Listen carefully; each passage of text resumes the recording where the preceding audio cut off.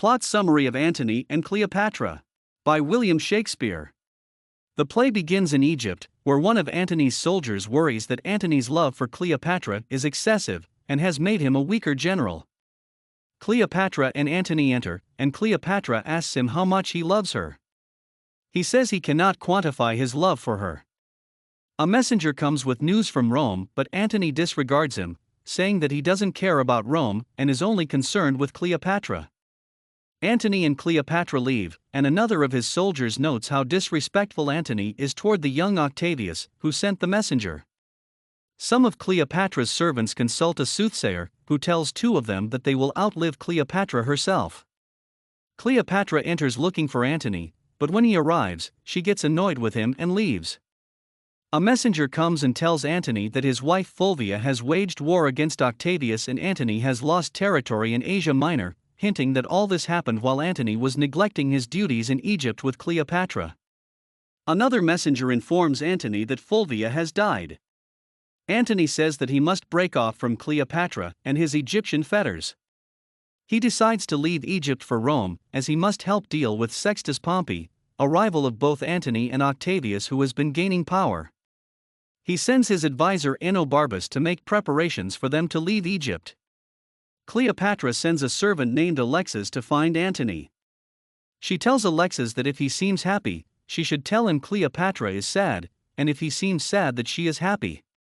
Antony tells Cleopatra that he must leave, and she is angry with him. She doubts his love for her and says that he is betraying her, but he tells her it is his duty to go to Rome. He promises her that the distance between them will not affect his love for her. At Rome, Octavius complains to Lepidus about how Antony wastes time drinking and partying in Egypt. He says that Antony has become womanly because of his relationship with the manly Cleopatra. He wishes Antony would return, as Pompey is gaining power and becoming dangerous. Back in Egypt, Cleopatra passes time at her court with her servants and a eunuch named Mardian. She misses Antony and jokes that she is jealous of his horse, which gets to bear the weight of Antony. Alexis brings her a letter from Antony, along with a pearl. Cleopatra is happy to receive this sign of his affection and resolves to send him a letter every day. Sextus Pompey discusses strategy with his followers Menas and Menecrates. He is confident that he will do well against Octavius, Lepidus, and Antony, because he thinks that Antony is still enjoying himself in Egypt, under control of all the charms of love. He is surprised to learn from a messenger that Antony has actually left Egypt for Rome. He tells Menas that Octavius and Antony, though not fond of each other, will be united as allies by their common enemy in Pompey. Antony arrives in Rome and Octavius chastises him for neglecting his duties and ignoring the messengers he has sent to Egypt. Lepidus tries to mediate between them, and Octavius' advisor Maecenas urges them to forget their disagreements so that they can deal with Pompey. Agrippa, one of Octavius' commanders, suggests that, now that Fulvia is dead, Antony could marry Octavius' sister Octavia as a way of bringing Antony and Octavius closer together. Everyone agrees to the plan, and Octavius and Antony go to find Octavia. Enobarbus tells Agrippa and Maecenas about Antony's wild times in Egypt and about Cleopatra's seductive behavior. Octavius introduces Antony to Octavia, and he promises to be faithful to her. Antony talks with the soothsayer, who advises him to go back to Egypt. Antony makes plans to return to Egypt, and sends his man Ventidius to take care of some matters in Parthia. Lepidus, Maecenas, and Agrippa discuss their plans to meet and fight against Pompey. Back in Egypt, Cleopatra receives a messenger from Antony. She keeps interrupting him and hardly lets him speak, but he at last delivers his message, that Antony has married Octavia. Cleopatra is furious and takes out her anger on the messenger. She sends Alexis to go find Octavia and see what she looks like. In Italy, Pompey meets with Octavius, Antony, and Lepidus to make a truce. The two sides agree upon terms and everyone goes to Pompey's boat to celebrate with a feast. Menas tells Enobarbus he thinks the marriage between Antony and Octavia will keep Antony and Octavius together, but Enobarbus says he doubts it will. On Pompey's boat, everyone drinks, and Lepidus gets so drunk he has to be carried off by servants. Minos whispers to Pompey that he could kill all his guests and take control of all of Rome, but Pompey says this would be dishonorable. Minos is annoyed that Pompey is not taking advantage of the situation and decides to desert him. The feast continues and everyone drinks raucously until Octavius says he has indulged in enough fun and departs. Meanwhile, in Parthia, Ventidius wins a military victory for Antony.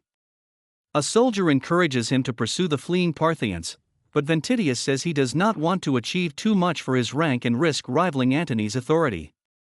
Back in Rome, Octavia weeps at having to leave her brother and go with Antony to Athens. Octavius sadly, but without crying, bids farewell to his sister. In Egypt, Cleopatra angrily hears about Octavia, but is pleased to learn that Antony's new wife does not rival her in beauty or excellence. At Antony's house in Athens, Antony complains to Octavia about Octavius, who has begun speaking ill of him. Octavia says she will go to Rome to try to mend the rift between Antony and Octavius. Enobarbus talks with Antony's follower Eros and tells him that Octavius has effectively defeated Pompey and pushed Lepidus out of power. Now, the world is divided between Antony and Octavius.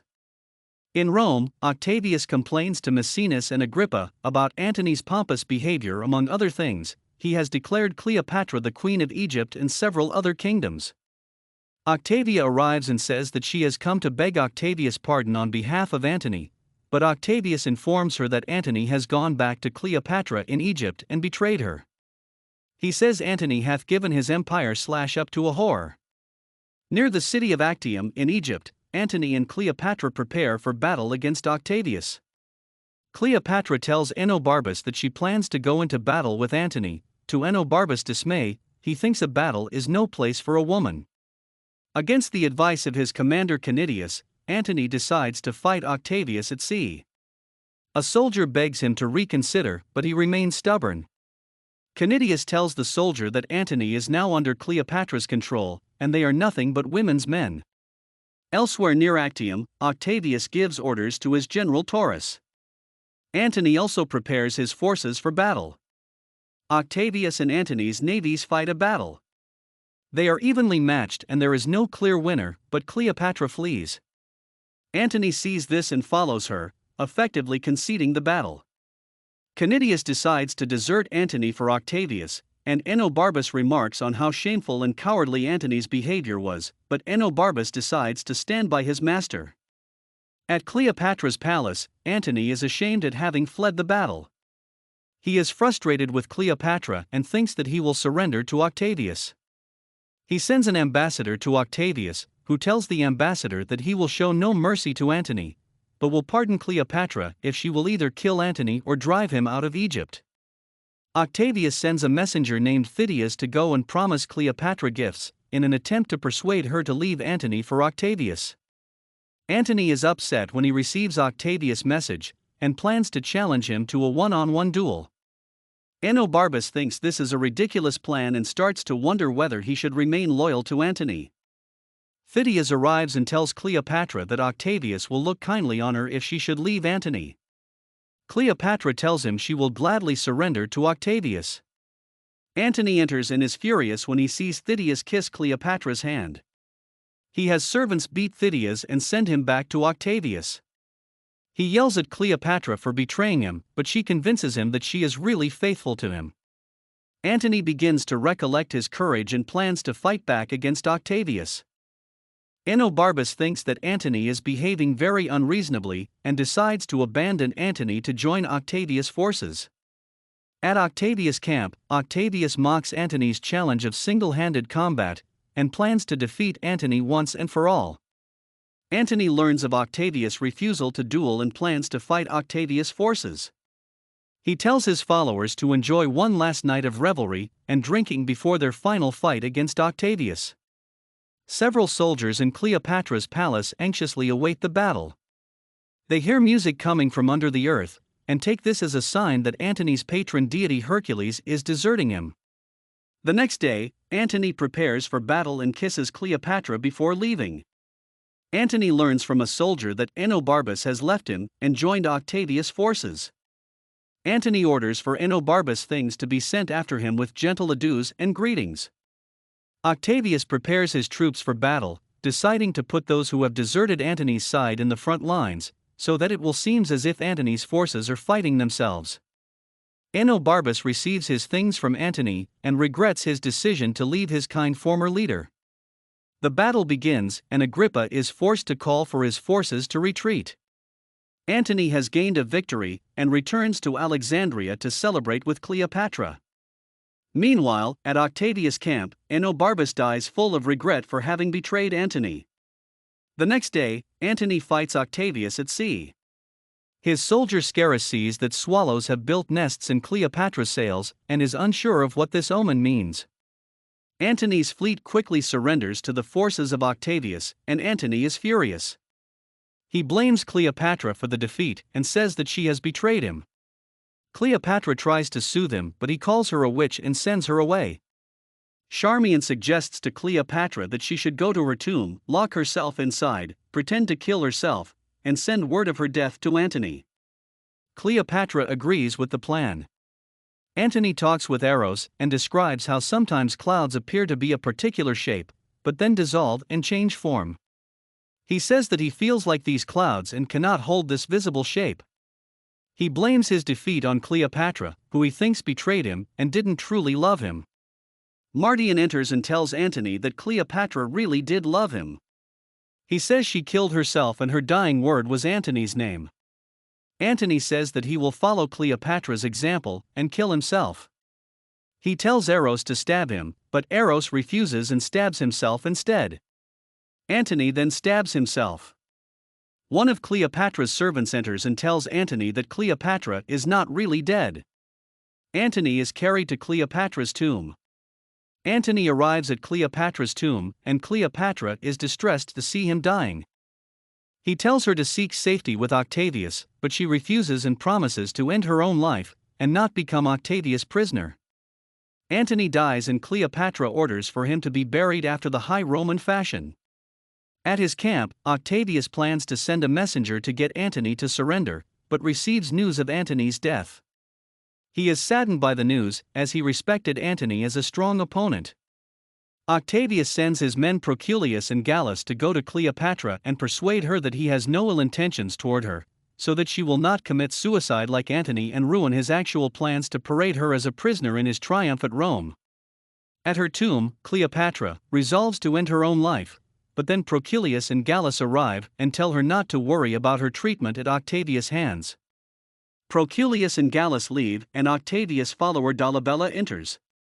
Cleopatra tells Dolabella about a dream she had of a gigantic, powerful Antony who ruled the world. Dolabella takes pity on her and admits to her Octavius' actual intentions. Octavius arrives and tells Cleopatra that he will not harm her if she surrenders to him.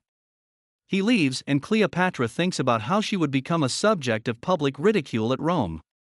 She sends Charmian and her servant Iras to get her best clothes and crown, so that she can look her most beautiful when she dies. A common man arrives, bearing a basket of figs for Cleopatra. Hidden in the basket are asps, poisonous snakes. Cleopatra kisses Charmian and Iras goodbye, and Iras falls dead. Cleopatra takes an asp and lets it bite her breast, then has another one bite her arm. She dies. A guard rushes in and sees what has happened, as Charmian lets an asp bite her and dies as well. Octavius enters and, while disappointed at what has happened, calls Cleopatra bravest at the last. He orders for Cleopatra to be buried with Antony, and says that his army will attend a funeral for Antony and Cleopatra before returning victorious to Rome.